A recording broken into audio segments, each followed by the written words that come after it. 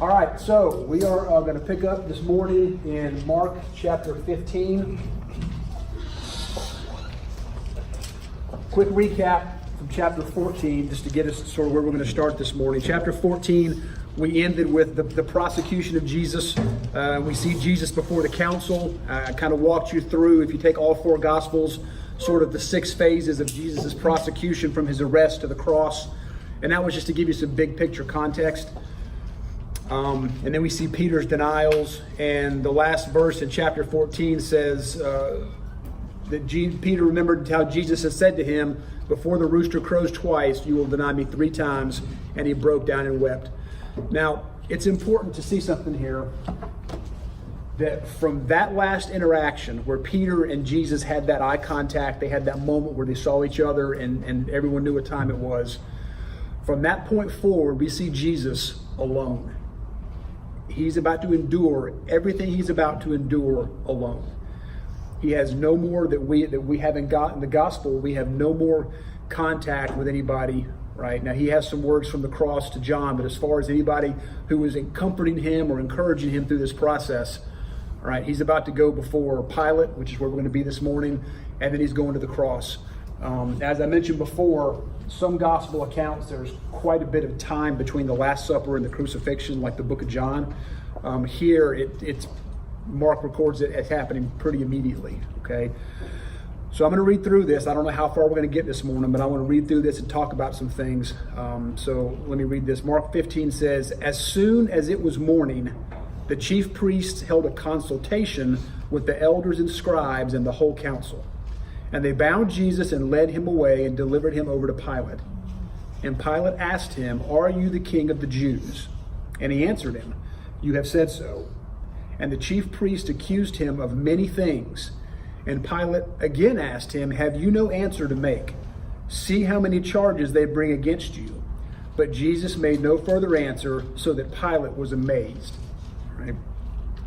So let's talk about what's going on with Jesus, all right? Jesus has just been basically found guilty of blasphemy during the illegal nighttime trial, right? And after they pronounce that he's worthy of crucifixion, of death, then they do what? They begin to mock him, they hit him, they spit on him. So that's where the physical kind of torture will begin, is with that beating. From there, he's now delivered, and it says that it was morning. The chief priest held a consultation with the elders and scribes and the whole council. So it seems as though this is going to be the daytime trial, which Mark didn't record specifically, but he makes mention of here. And just as a side note, the commentator suggested that the fact that they did this as soon as it was morning, like it says here, is a historical validation of this account, because in the Roman justice system, right, the Roman prefects, Pilate, his day started as soon as the sun broke the horizon, first thing in the morning, and they wanted to get as much of that work done early as they could. So it was very commonplace for any kind of a Roman sponsored trial or legal proceeding to happen early in the morning. So it says here that as soon as it was morning, they held this council. Now, something very interesting happens at this council, all right, and I want you to see this, right? What do you think Pilate's response would have been to these Jews, who, by the way, he did not care for? Pilate was no fan of the Jews at all, okay? If they came in and said, "Hey, this guy has claimed to be God, it's blasphemy, worthy of death, we want you to crucify him," what would Pilate's response have been to that charge? Seriously? We're Romans. We've got a whole bunch of gods. What's one more going to do, plus or minus?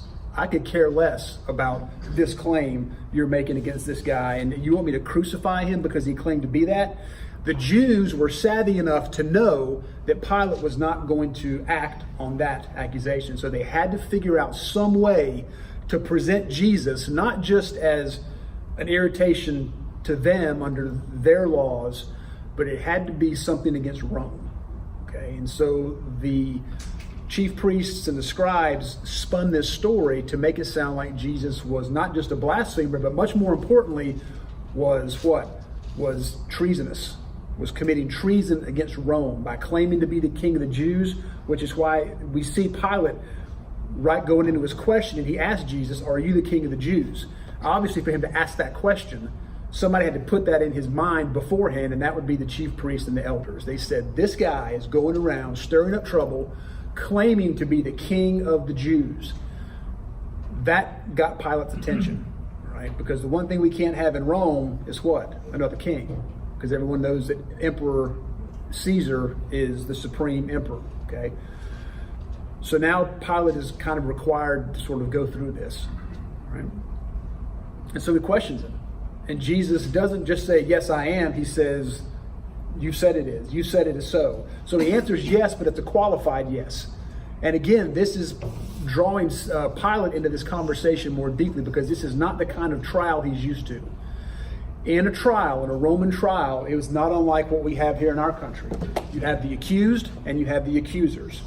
The accusers bring charges against the accused, and then we bring evidence and witnesses. Both sides can present witnesses on their behalf and evidence on their behalf. And after both sides have rested, then a court official proclaims that all the evidence is in. Prefect, it's up to you to decide. Then they make the judgment, and then the decision is carried out pretty much immediately. So Pilate is asking Jesus, we've got Jesus the accused, we have the Jews who are the accusers. They brought all these charges, so now would be the time for Jesus to make his defense. But he doesn't. And it says that Pilate was amazed. Something that Pilate saw or sensed in Jesus had his attention, right? And we have different accounts where he says that he found no fault in Jesus, and yet they are pressing for his crucifixion. So he's amazed, he's puzzled, okay? So let's pick up here and see verse 6. It says, now at the feast, he used to release for them one prisoner for whom they asked. And among the rebels in prison who had committed murder in the insurrection, there was a man called Barrabas.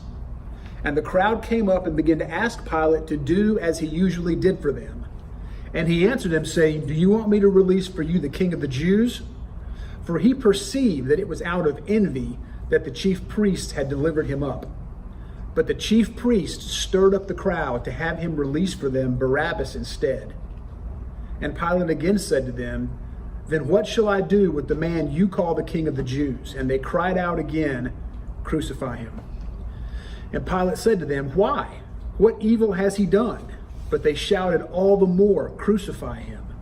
So Pilate, wishing to satisfy the crowd, released for them Barrabas, and having scourged Jesus, he delivered him to be crucified.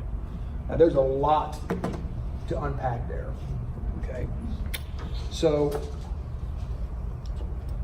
first of all, the fact that the Jews brought Jesus to Pilate with these accusations, Pilate was pretty savvy, at least that he could see through this sort of, trumped up case that the Jews had built, right? And so he's wondering, wait a minute, if this guy for 1 second claimed to be the king, then the crowd would not be asking us to crucify him, because let's face it, the Jews hated Rome, hated everything about Rome. They didn't want the Roman occupation. They were being overtaxed, and so they didn't care for Pilate. They didn't care for Caesar, none of them.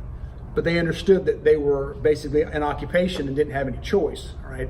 So Pilate is asking himself, if these people for 1 second thought that this guy was the king, their king, a king, any kind of king for them, they wouldn't be asking to crucify him. They'd be asking to free him, because they see an opportunity in that king to come against Rome.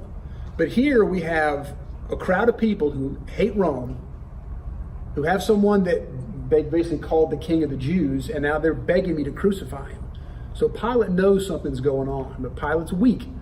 And for whatever personal compassion he may have had on Jesus, and I'm not suggesting that he had any compassion at all, but above all things, he was a career man, right? And he was not going to do anything to jeopardize his position as the prefect in that area. And he knew that the one thing that could happen that would cause him to be called back to Rome is if there was a riot, if the people had an uprising, and that would be a huge problem for him. So behind everything else he's deciding, he is thinking about keeping the crowds happy. So we see here in what I just read that at the Passover every year, there was a custom where the Roman ruler would release back to the Jews one of their prisoners. pretty good deal if you drew the lottery, I guess. I mean, if your name came up and you got to walk out, and then you walked right out. So they describe this guy who's in the prison, a guy named Barrabas. Now, oddly enough, Barrabas means son of the Father. Okay? So hold on to that thought. His name means son of the Father. He's in jail for murder. He's a terrorist, part of the insurrection, part of the actual uprising against Rome. He has killed people. He's in jail. And my guess is that his prospects of not being crucified are pretty low. I think he knows that. He has been given a death sentence and he's simply waiting for it to be carried out. So imagine Barrabas for just a second. Let's just leave the court scene. Let's go down into the dungeon and talk about Barrabas for a second. Barrabas is in jail legitimately. He knows it, right? Not happy about it, but he's aware that he is in there for crimes he's committed. He likely knows he's going to wind up riding a crosspiece, okay, and being crucified at some point. So he's down there in the dark, probably not having an awesome time. Can we agree? Now, all of a sudden, the door opens and the jailers come in and pick him up and unchain him and say something that will shock him for the rest of his life. Hey, dude, you can go. You're free. Pilate's released you. What? Now, Barrabas is going to know, A, that whatever's happening here is nothing that he did to deserve it or to cause it. He has been the beneficiary of a very intentional decision. Okay, does it beginning to sound familiar? Right? He's going to walk out of there, but someone's going to have to take that punishment. And in this case, it was a choice between Barrabas and Jesus. And the people chose Barrabas. He got to walk out of that jail, a guilty man, free. Jesus, who was an innocent man, is going to be crucified. Okay? So notice in what I read that the Jews initially just come up and ask Pilate to let somebody go. So then Pilate now sees an opportunity. This is going to be a win-win. I'm going to pick the worst person in that jail, Barrabas, to make this decision so hard for them that they can't choose Barrabas. It would be unthinkable to ask me to release this murderer. Therefore, they're going to have to choose Jesus, and guess what? My problems are all solved. I'm not the bad guy. As is customary, I release one of your prisoners. You chose him. I freed him. Have a nice day. But what does it say that the chief priests did? Now, I want you to think about this, because I thought about it as I was studying for this, and I saw something in a different way I ever had before. We know from earlier in the book of Mark that the people were fairly terrified of the chief priests and the scribes because they held the keys to entrance into the synagogue. And for a Jew, being in the synagogue was pretty critical, right? And if you got kicked out of the synagogue, that was a problem. So when I read that the chief priests and scribes went in and stirred up the crowd, I started wondering, what would that look like? And I have to imagine that when it came time that all those chief priests that were up there in the front row, down in the mosh pit, who were cheering on Pilate to crucify Jesus, when Pilate put the question to the people, I wonder if they didn't all turn around and look at the crowd, right? And basically, maybe without saying as much, put their eye on him and say, you better make sure you say the right thing. Now listen, these people made a choice, and I'm not taking their choice away from them, but I just wonder when it says that the chief priests stirred up the crowd, what they said to stir them up, how they said it, what it looked like. But they definitely stirred them up to the point that they started yelling, crucify him. They didn't yell, just put him in jail, throw him a beating. They're asking Pilate to crucify this man. And so ultimately Pilate does what? It's okay. Because Pilate was afraid that if he didn't answer correctly, he didn't do the right thing in the eyes of the people, as worked up as they were going to riot, and that would be a problem for Pilate. So it says he released Barrabas, and after Jesus was scourged, he was turned over to be crucified. Now, I want to spend a couple of minutes, not because I enjoy talking about gruesome things, but because I think it's important that we remember, right? No question that I guarantee you, Barrabas practically understood what substitutionary atonement is. I'm not saying he understood it in his heart, but practically he understood that someone's about to die and I'm about to go free. That's the same benefit that we enjoy in our salvation. Understand that we are Barrabas. We are Barrabas. Okay? Our sin separated us from a holy God, and there was no way to reconnect us but for what Jesus is about to do on the cross, that substitutionary atonement. Barrabas understood that. Now, I don't know what happened to Barrabas. I would be curious to find out. I would be curious to know if what he was the beneficiary of at that moment took. I don't know.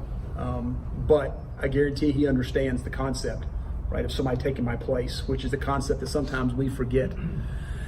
And this whole next piece about Jesus' crucifixion and the scourging, and to realize that death on a cross, right, we see the cross now as a symbol of our faith, and it's beautiful and it's amazing. Understand that the cross, there's nothing beautiful about the cross in this moment or up to this moment. Nothing beautiful about the cross. It was one of the most horrible ways invented by man to die or to kill somebody, was this idea of the cross. And so the precursor to being nailed to the cross was this scourging that's about to take place. They tie the person who's going to be crucified, and they wrap their arms around like a post, and it pulls the muscles of their back very taut because their arms are around it. And they take this lash that has these iron balls in the end and pieces of sheep's bone, and they begin to whip and to beat the person with those things. The iron balls created deep contusions. The bone began to cut into the skin, and ultimately that went down into the muscle, the skeletal muscle, and essentially the blood loss was unimaginable, right? What that does is a couple things. One is it weakens the prisoner to the point of almost death. One of the commentators suggested that when Jesus was actually led to Calvary, he was likely in critical condition, medically speaking, for blood loss. And so how that comes into play later is the person then has to carry their own cross beam. So, the cross, we have it traditionally like the lowercase t, right, is what, our symbol of the cross is. A lot of those crosses they had were, the vertical uprights were permanently put into the ground, okay? And they would be there. People walk by them and see them and know exactly what they are, right? That's an upright for a cross. The prisoner, right, after they were scourged, basically had their hands tied to the upright, to the cross piece, and had to carry that cross piece, which weighed between 75 and 125 pounds, all the way to their upright. And then they were nailed to the cross, to the cross piece. Right here, there was a small foot pedestal, and that's not the scale. They would take and throw the person down on top of the cross piece, and they would drive large spikes through their wrist, okay, through the bones and the nerves there. And then they would lift them up and hang them on the cross, and they would take their feet and put them one on top of the other, and then drive a spike through the tops of both feet.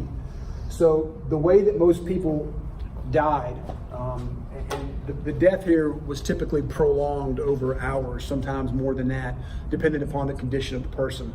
By all accounts, Jesus was in good physical condition when he was arrested, but between the initial beating and then what happened obviously afterwards, he was in really bad shape. So let me read this real quick. So it says he had him scourged and delivered him to be crucified. Verse 16, and the soldiers led him away inside the palace, that is the governor's headquarters, and they called together the whole battalion. And they clothed him in a purple cloak, and twisting together a crown of thorns, they put it on him. And they began to salute him, "Hail, King of the Jews!"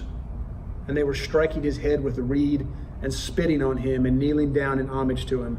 And when they had mocked him, they stripped him of the purple cloak and put his own clothes on him, and they led him out to crucify him. I can tell you that a battalion is a whole lot of people, all right? It's not like the one guy whose job it is to beat this prisoner and then they're done, all right? They were taking turns, and it wasn't enough to physically beat him, all right? Now remember, he had already been scourged. The blood loss, likely the pre-stages of shock, all the things that had physically happened to Jesus, and now, all right, to make matters worse, they're mocking him, right? They put this purple cloak, which one commentator suggested was an old, faded, thrown away Roman red wrap that had been discarded and had faded to the color of this purple. They throw it on him. They take it and make a crown of thorns. Now, I've never been to that part of the world, but I've talked to folks who have, and apparently the thorns that grow there aren't the thorns we pull out of our garden around here. Those thorns are long and very sharp points, and so they wove this crown together and put it on his head and pressed it into the flesh of his head, which head wounds bleed a lot.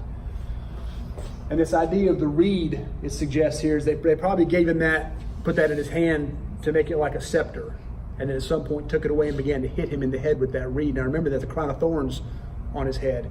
Every time that reed hit those crown of thorns, it drove it into his head farther and farther, okay? And then they spit on him, and they kneeled down in front of him, and they mocked him and made fun of him, all right? That's the Son of God, right? I mean, that's the Son of God. And so when you look at what Jesus had to endure, don't ever question that our salvation did not come at a high price, right?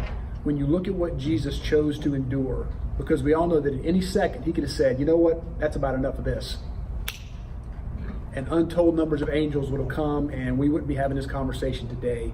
Praise God, he did not do that. Praise God, he was determined and purposed, we saw that from the Garden of Gethsemane all the way through, to endure this for you and me, right? And I hope that if nothing else, when we leave here, we remember, right, that the slightest, and I'm being sarcastic, the slightest of our sins is what, this was the payment for that, right? The idle word, the impure thought, the unforgiveness, whatever sin that you can think of that in society standards means less than nothing, the price for your being reconciled and me being reconciled to God is what's happening to his Son right now. So let's keep reading here. So they led him out to crucify him, and they compelled a passerby, Simon of Cyrene, who was coming in from the country, the father of Alexander and Rufus, to carry his cross. And they brought him to the place called Golgotha, which means place of a skull. And they offered him wine mixed with myrrh, but he did not take it. Right? So I'm going to stop here because I want to talk about what I just read, and I don't want to rush the rest of this chapter. So we're going to pick up, Lord willing, with the rest of this next week. But I want to talk about Simon of Cyrene. Now, obviously, the idea is that the criminal was going to carry their own cross to the place where the upright was waiting for him.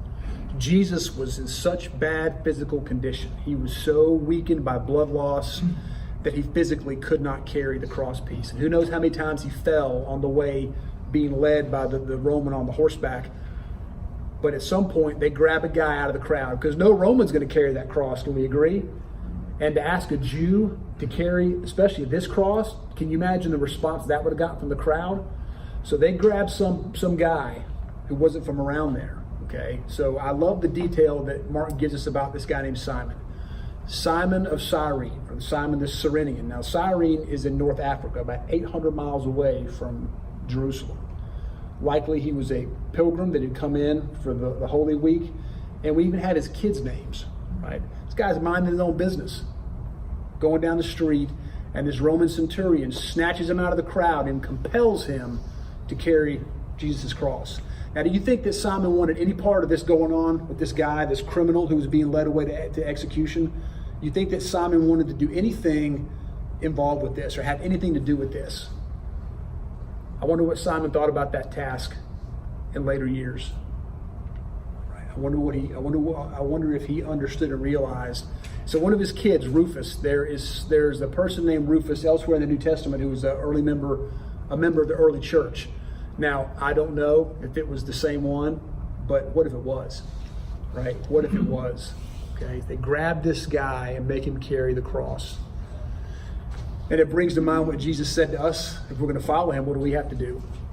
We have to take up our cross and follow him. Now, you can imagine when he said that, that was a very shocking statement, because they're all thinking what he meant, which is this. And remember, this wasn't something that people wore on their necks, to profess their faith. The cross meant one thing, and that was a very bad and lonely and painful way to die. So Jesus told them they were going to do this. And now Simon of Cyrene is carrying this cross for Jesus. And it says here that they brought him to the place called Golgotha. The fact that he didn't have the strength to carry this cross piece tells us how weakened Jesus was. When he left Pilate, he was walking under his own power. He was standing and walking. By the time he got to Calvary, he was being carried. They brought him. They didn't lead him. They brought him to the place called Golgotha. Right? A lot of different ideas about where that actually is. I think we can all agree with a hearty amen that it does not matter what the lat long was, the coordinates or the GPS or the address was of where Jesus was crucified. Because people probably argue about that. If I had to know people, right, they're going to argue about, well, really is it there? It was there. Okay, great, right? There's a hill outside of the city that looks like a skull, apparently, and there's some suggestion that it was there. Ultimately, they brought him to the place where they crucified him, okay? And they offered him something there. They offered him wine mixed with myrrh. Now, it was a Jewish customary tradition that women from Jerusalem would mix this wine that had myrrh in it, and they would offer it to the condemned person, and it had a bit of a numbing effect, right? I mean, they're still being crucified, but apparently it kind of took the edge off, as they say, and Jesus refused to take it, right? Now, I want to make sure we understand that Jesus was not enjoying the pain. It wasn't exciting for him that this hurts so much that I want to, take in every moment of this pain and suffering. It wasn't that at all, right? Jesus did not enjoy what he was going through, but he understood why he had to do it, okay? And it was for our benefit. And Jesus needed to go through this completely alone and without any aid. Right, and so we see that the purpose of this particular offering was to help numb the pain. Right, Jesus did not have his pain numbed at all. It wasn't like a last minute, here's a couple of Tylenol, this will make it better. Jesus said he refused it. He would not take it. Imagine a man who was in such bad condition, who had to be excruciating, every movement pulling against his back, everything. Imagine that, the thought of having something, anything to numb that pain. Listen, we turned into babies, haven't we? Can I get an amen? And listen, medicine's great. Use it responsibly. But I think we've kind of gotten soft as a civilization compared to some of the things that were encountered in Jesus' time. He went to the cross and he experienced every single degree of suffering and pain that God was going to give him to take. That was the price for my sin and for your sin. That was the price. And he paid it. That's the good news. He paid it, right? We only need to feel bad about this to the extent that it reminds us what a loving God we serve, and that he sent his only son, Jesus, to die for our sins. And he did die for our sins, right? But he rose again, and he offers the free gift of salvation to anyone who will accept it, right? And so that is the good news. That is the great and wonderful happy ending to this.